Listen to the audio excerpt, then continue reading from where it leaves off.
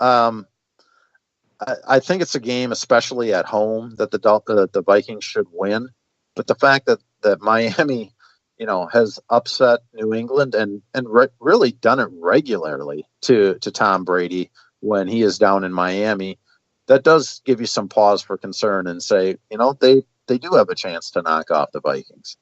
Yeah, absolutely. Tannehill has been kind of one of those mystery quarterbacks. He was a high draft pick. He has talent. He's athletic. He can have really big games, and yet he just never seems to get over the hump to being a quarterback you trust. Right. He played well last week, and he's one of those guys that I don't know if he's good, but he is dangerous.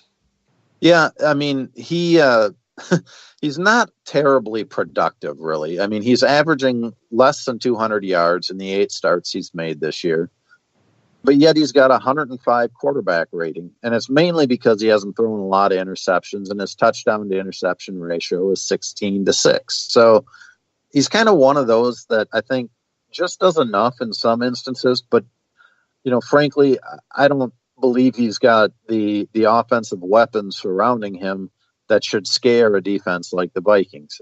You've got Frank Gore and Kenyon Drake, and they've been doing okay. They're averaging more than the Vikings running backs are, but they kind of remind me, in their production anyway, of Cook and Murray, where it's like, they're doing okay, but not great. And then, Kenny Stills is really their deep threat.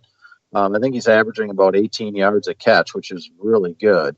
But, he's not a guy that's a regular producer for them. He's got 504 yards so far. And, obviously at this point in the season, that's not a lot. And he's only got 2 100-yard games.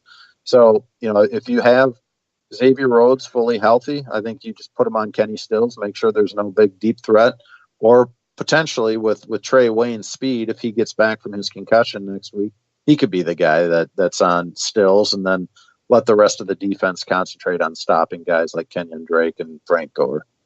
Let's get a final thought from Tim. Thanks to WizKids.tech, Twill in the United Galleria, Mississippi Pub, Beaver Island Brewing, FixologyRepair.com, and Tony Hoaglund, your State Farm agent in Champlin. If you end up buying something from SodaStick.com, use the promo code YouBetcha, one word, YouBetcha, to get free shipping on any size order. Final thought, Tim.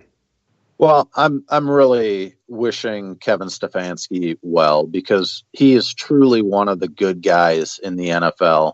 In a profession where people get buried in X's and O's as coaches, Stefanski is just an amazingly personable, likable guy. And, it would be great if he can handle the pressure of being the offensive coordinator under Mike Zimmer and succeed, get that position long-term, and, really give this Vikings offense the best chance to be explosive and productive for years to come. Good stuff, Tim. I appreciate it. Thanks for being right on top of all this stuff. I'll see you out there this week. And check out talknorth.com, subscribe, and you can reach me at talknorthpodcast@gmail.com if you'd like to advertise with the program or the network. Thanks to Brandon. We'll talk to you next week.